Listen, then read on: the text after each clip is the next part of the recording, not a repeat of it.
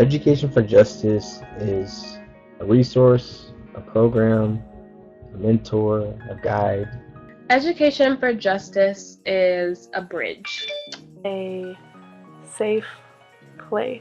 It's a community within the greater TFA community.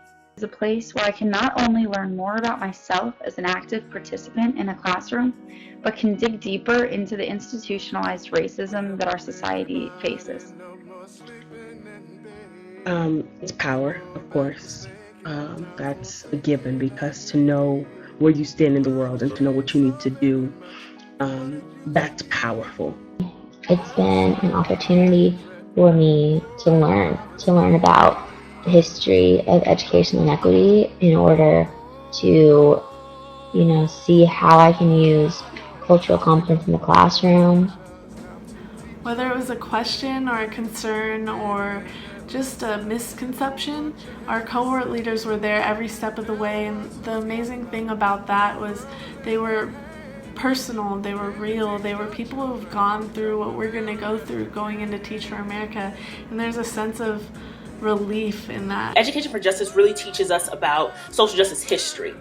I have been able to gain so much knowledge about just basic history facts that I feel like I was never taught, or if I was never taught the entire truth of it. Education for Justice is not sugar-coated. Education for Justice is the raw truth. It is the food before it's seasoned. It is the donut before it's powdered. That's what Education for Justice is.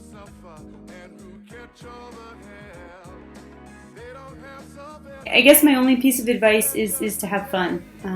Every single day should be an opportunity for students to explore, to ask questions, and espouse the humanity that exists in your classrooms. Encourage vulnerability by modeling it. I wish I had some of the experiences and the conversations and tools and strategies and readings that you all have had this past year. Day to day, in the school that I work in the organization that I work for, it's easy to feel like social justice is a priority, but it often feels just like it's social justice and not truly thinking about being critical of our role in the communities that we serve. There are not a lot of places between work and even your personal lives where you can talk about education and social justice and equity, and I want to push you to keep growing. So, for example, I'm reading right now For White Folks Who Teach in the Hood and the Rest of Y'all Too by Chris Emden. And this is just one of those small examples of this year and this impact for E4J for it to keep your eyes open and keep diving further. Because of the conversations that we've all had, I've been inspired to make space for that in my classroom, even though it's not necessarily a priority at my school. Right now, my kids are reading The Little Red School Book, which if you haven't checked it out, I recommend it. It is essentially a revolutionary text meant to get kids to question everything about their experience of schooling.